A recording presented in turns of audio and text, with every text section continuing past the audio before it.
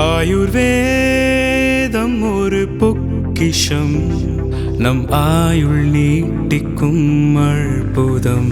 Doctor ஸ்ரீவர்மாஸ் மெரிபா பன்னீர் சோடா. I trust மெரிபா. Periyar Maniammai Institute of Science and Technology, Tanjavur. Aerospace Engineering with specialization in unmanned aerial vehicle. Hindu சமய அறநிலைத்துறை அமைச்சராக இருக்கும்போது தமிழர் கடவுளாகிய, தமிழர்களின் அடையாளமாகிய கடவுள் முருகரை பற்றி நாம் பேசாமல் கடந்துட முடியாது. ஏன் அப்படின்னா, முருகர்னு சொன்னாலே சூரசம்ஹாரம் தான் எல்லாருக்கும் ஞாபகத்துக்கு வரும். அப்போது அங்கே சூரன் யார் அப்படின்னு பார்த்தோம்னா, நான் மட்டும்தான் ஆட்சி செய்வேன், நான் தான் நிரந்தர ஆட்சியாளர், மற்ற எல்லோரும் எனக்கு அடிமைகள் என்ற மனநிலையில் இருந்த ஒரு சூரனை ஒரு சாதாரண பாலகன் கையில் வேலேந்தி வந்து எதிர்த்து நின்றான். அப்ப அந்த சூரன் சொன்னாராம், இந்த சின்ன பையனா என்னை எதிர்த்து போர் புரிய போறான், இந்த சின்ன பையனா என்னை எதிர்த்து வென்று விட போறான் அப்படின்னு ஏளனமா பேசினாராம். ஆனா அந்த சின்ன பையன் தான் வேலேந்தி சூரனுடைய அந்த ஆட்சிக்கு முடிவுரை கொண்டு வந்தாரு. இதுல ஒரு விஷயத்தை நான் கவனிக்கணும்.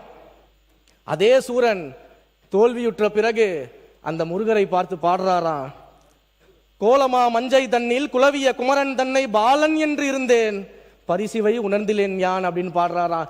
சின்ன பையனை நினைச்சு நான் சாதாரணமா விட்டுட்டேன், ஆனா என்னையவே தோற்கடிப்பார்னு எனக்கு இப்பதான் தெரியும் அப்படின்னு சூரன் வந்து முருகரை பார்த்து பாடியதாக பாடல்கள் எல்லாம் இருக்கிறது.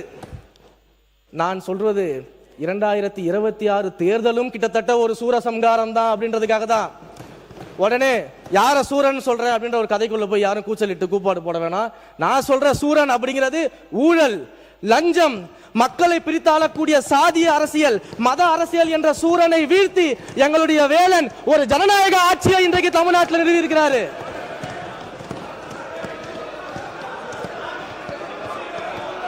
உட்காருங்க, இதுல ஒண்ணும் தப்பில்லை, உட்காருங்க, இதுல ஒண்ணும் தப்பில்லை, உட்காருங்க.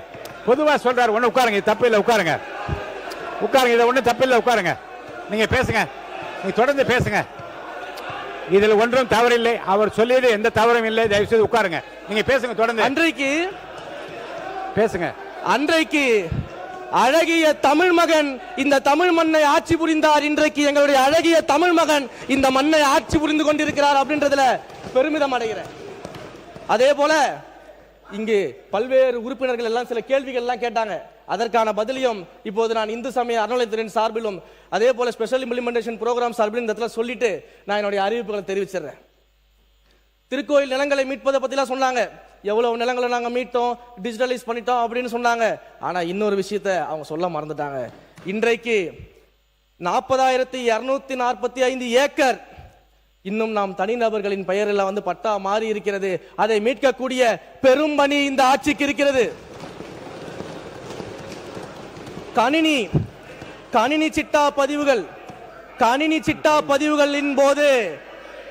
சிட்டா பதிவுகளின் போது ஏறத்தாழ 33,949 ஏக்கர் தவறுதலாக தனிநபரின் பெயர்கள் பட்டா மாற்றப்பட்டிருக்கு. அதை மீட்கக்கூடிய பணிகள்ல இன்றைக்கு மாண்புமிகு தமிழ்நாடு முதல்வரின் ஆட்சி செயல்பட்டு கொண்டிருக்கிறது. இப்படி பல்வேறு வகையில நிலங்களை மீட்பதற்கும் கோயில் நிலங்களை பாதுகாப்பதற்குமான அனைத்து பணிகளையும் நாம செஞ்சுக்கிட்டு இருக்கிறோம். வள்ளலாருடைய அந்த கோயிலுடைய திட்டங்களை பத்தி எல்லாம் சொன்னாங்க. நாங்க வள்ளலாருக்காக மிகப்பெரிய திட்டங்களை கொண்டு வந்தோம், வள்ளலாருக்காக மிகப்பெரிய ப்ராஜெக்டை கொண்டு வந்தோம், பிபிடி எல்லாம் போட்டு காமிச்சோம். அதெல்லாம் சொல்லும் போது கூடவே சேர்த்து சைலண்டா ஒரு பொய்யும் சொல்லிட்டாங்க, நாங்க அந்த திட்டத்தை வந்து கைவிட்டுட்டோம், எதிர்த்துட்டோம் அப்படின்னு சொல்லிட்டு. உண்மைக்கு மாறாக சொல்லிட்டாங்க. உண்மைக்கு மாறாக அந்த செய்தியை ஒன்று சொன்னாங்க. உண்மையிலேயே வள்ளலாருடைய அந்த கோவில் விஷயத்தில் நடந்தது என்ன அப்படின்னா, ஞான சபையின் பின்புறம், அந்த வள்ளலாரின் ஞான சபைக்கு பின்புறம் பெருவழி என்று சொல்லக்கூடிய இடத்துல மிக பெரிய ஒரு ப்ராஜெக்டுக்கான இம்ப்ளிமெண்டேஷன் அவங்க பண்ணியிருந்தாங்க. அதை எதிர்த்து உண்மையாக இருக்கக்கூடிய வள்ளலாரின் பக்தர்கள் எல்லாருமே பல்வேறு இடங்கள்ல முறையிட்டு அந்த பெருவழியை ஒரு காலமும் நீங்க டிஸ்டர்ப் பண்ணக்கூடாது, அந்த பெருவழியை தயவு செய்து எந்த விதமான கட்டுமான பணிகள் நீங்க நடத்தக்கூடாது, அந்த பெருவழியை தயவு செய்து விட்டுட்டு வேற எங்க வேணாலும் நீங்க கட்டிக்கோங்கன்னு சொல்லும் பொழுது இதை துறை அதிகாரிகளோடு சேர்ந்து ஆலோசித்து நாங்கள் முடிவெடுக்கிறோம் என்றுதான் நாங்கள் நீதிமன்றத்தில் சொல்லியிருக்கோமே தவிர அதை கைவிட போறோம் எங்கேயுமே சொல்லல. அதோடு அந்த பெருவழியை தவிர்த்து மற்ற இடங்களில் இந்த திட்டத்தை செயல்படுத்துவதாக அவர்களுக்கு நம்ம கொடுத்த வாக்குறுதியை அவங்க ஏத்துக்கிட்டு நம்முடைய சட்டமன்றத்திற்கு வள்ளலாரினுடைய பக்தர்கள் நேரடியாக வந்து மாண்புமிகு முதலமைச்சருக்கு நன்றி சொல்லி இருக்கிறாங்க.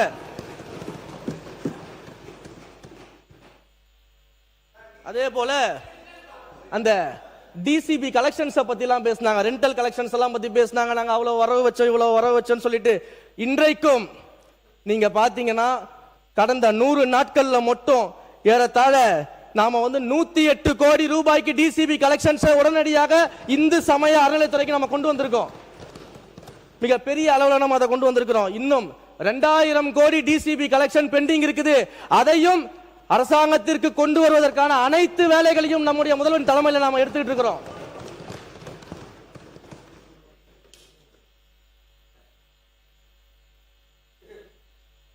நிலங்களை பொறுத்த வரைக்கும் கடந்த 100 நாட்கள்ல நம்முடைய தீவிரமான செயல்பாட்டினால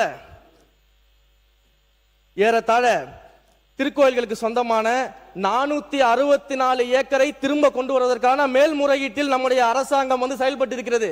கணினி சிட்டா விவகாரத்தை பொறுத்த வரைக்கும் 349 ஏக்கரை மீண்டும் கொண்டு வருவதற்கான மேல்முறையீட்டு நடவடிக்கையில் நம்முடைய அரசாங்கம் இறங்கி இருக்கிறது. இந்த 100 நாட்கள்ல மட்டும் ஏறத்தாழ 45 ஏக்கர் நிலத்தை நம்ம கோயிலோட நம்ம சேர்த்திருக்கிறோம். இப்படி தொடர்ந்து கோயில் சொத்துக்களை பாதுகாப்பதிலும் கோயிலுடைய பராமரிப்பிலும் நம்முடைய அரசாங்கம் மிக பெரிய கவனத்தை செலுத்தி வருகிறது. அதே போல இந்த நகை உருக்குவதை பற்றி எல்லாம் பெருமையாக பேசினாங்க. அதுல எனக்கு எந்த விதமான மாற்று கருத்தும் இல்லை. ஆனா ஒரு கேள்விக்கு அவங்க பதில் சொல்ல வேண்டிய அவசியம் இங்க இருக்கிறது. நகையை உருக்குவதை மட்டும் பற்றி பேசிய அவர்கள் யாருமே கடந்த 12 வருஷங்களாக 10 வருஷம் 5 வருஷம் 20 வருஷமா இன்னும் பல கோயில்கள்ல நகையை மறுமதிப்பீடே பண்ணாம வச்சிருக்காங்க. ஆண்டுக்கு ஆண்டு செய்ய வேண்டிய நகையுடைய அனெக்சர்ஸ் ஆட் பண்ணாம வச்சிருக்காங்க. 5 ஆண்டுக்கு ஒரு முறை நகையை மறுமதிப்பீடு செய்யணும் அப்படிங்கிறது HRNC லாவில் இருக்கு. வருஷா வருஷம் நகையை அனெக்சர் பண்ணணும் அப்படின்றது HRNC ஆக்ட் அண்ட் ரூல்ல இருக்கு. ஆனா இது எதையுமே செய்யாம 10 வருஷம் 5 வருஷம் 20 வருஷமா இந்த நகையுடைய மறுமதிப்பீடையும் இந்த நகையுடைய அனெக்சர்ஸ் எதையுமே சரியாக பல கோயில்கள்ல பெரிய கோயில்கள் எல்லாம் பண்ணாம நகையை உருக்கிட்டேன்னு பெருமை மட்டுமே பேசிக்கிட்டு தான் எப்படி இந்த பணியெல்லாம் யார் செய்யறது? அப்ப இந்த பணியை செய்வதற்கு மாண்புமிகு முதலமைச்சர் அவர்கள் உத்தரவின் பேர்ல இந்து சமய அறநிலையத்துறை இன்றைக்கு செயல்பட்டு கொண்டிருக்கிறது.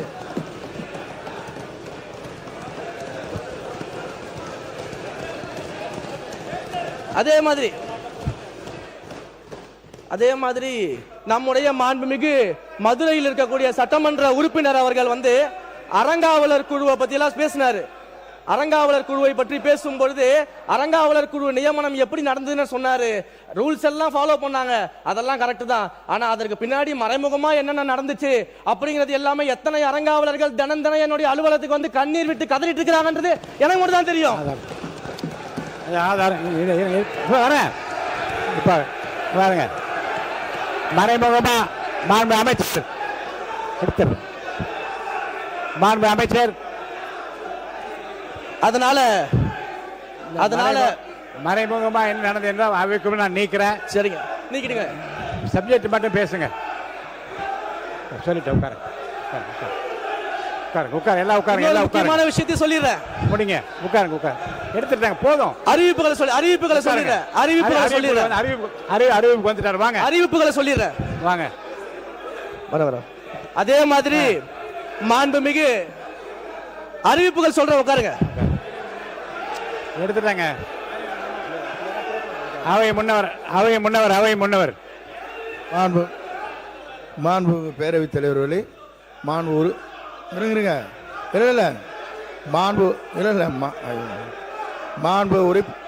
மாண்பு பேரவைத் தலைவர் அவர்களே, அமைச்சர் அவர்கள் ஒரு குறிப்பிட்டதை நம்முடைய சட்டப்பேரவைத் தலைவர்கள் நீக்கி இருக்கிறார்கள். ஆகவே அமருங்கள்.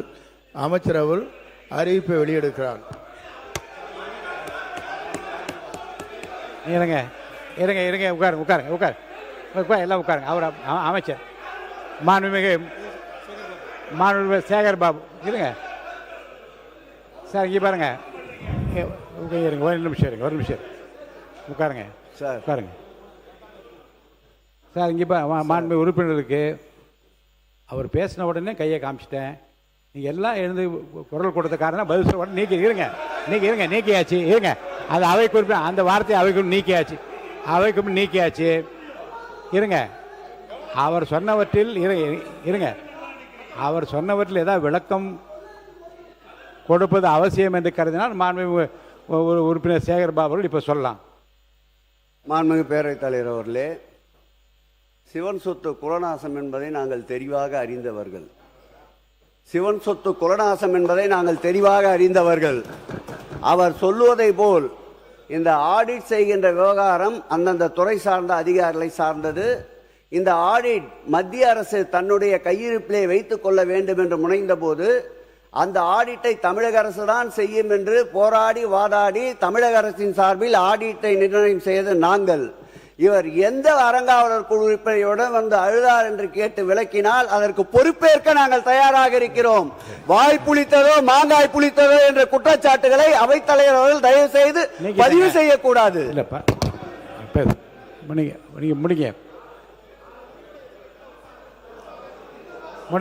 மாண்புமிகு பேரவை தலைவர் அவர்களே, ஒரே ஒரு விஷயத்தை மட்டும் சொல்லிட்டு நான் அறிவிப்பு போயிடுறேன். சிவன் சொத்து கொலநாசம் என்பதை அறிந்தவர்கள் நாங்கள் என்று சொல்றாங்களே, கூடிய சீக்கிரம் நிறைய விஷயங்களை எடுத்து வச்சிருக்கிறோம், ஆதாரத்தோடு நாங்கள் வெளியிடுறோம்.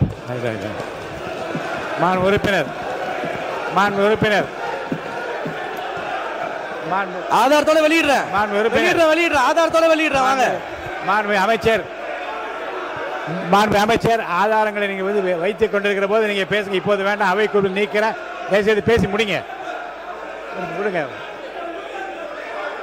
இந்து சமய அறநிலையத்துறையின் சார்பில் இந்த பட்ஜெட்டுக்கான அறிவிப்புகளை மாண்புமிகு தமிழ்நாடு முதலமைச்சர் அவர்களுடைய ஆசிகளோடு இந்த மன்றத்தில் அறிவிப்புகளை நான் வெளியிட கடமைப்பட்டிருக்கிறேன். உட்காருங்க.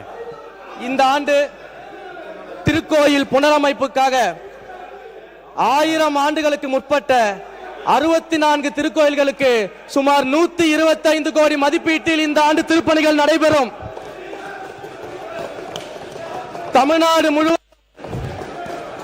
தமிழ்நாடு முழுவதும் சிதிலமடைந்த திருக்கோயில்களை தேர்வு செய்து சுமார் 150 திருக்கோயில்களுக்கு 85 கோடி மதிப்பீட்டில் இந்த ஆண்டு திருப்பணிகள் நடத்தப்படும்.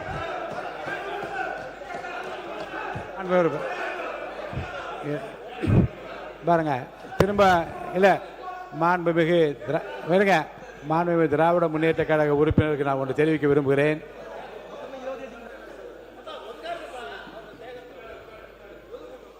மாண்புமிகு உறுப்பினருக்கு ஒன்று சொல்லுகிறேன். அவர் சில கருத்துக்களை சொன்னார். அரசு என்னென்ன செய்துன்னு வரிசையாக சொல்லிக்கொண்டே வந்தார். ஒரு வார்த்தை வந்து நீக்க பண்ண வார்த்தை கையை காட்டினு நீக்கி விட்டேன். இருங்க. நீங்கள் அப்படி குறுக்க பாருங்க, நீங்கள் குறுக்க பேசக்கூடாது. மாண்பு முன்னாள் அமைச்சர் என்ற அடிப்படை திரு சேகர் பாபு அவர்கள் பேசி கொண்டிருந்தார். இன்னும் கொஞ்சம் பேச வேண்டும் என்று நீங்கள் சொல்லுகின்றீர்கள்.